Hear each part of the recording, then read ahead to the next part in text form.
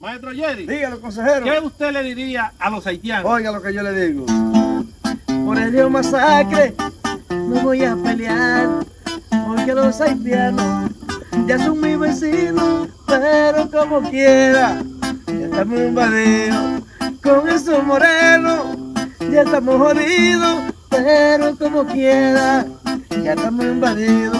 Con esos morenos, ya estamos jodidos. Era un consejo a la nación, consejero. Dígale. Le voy a dar un consejo a la nación mía.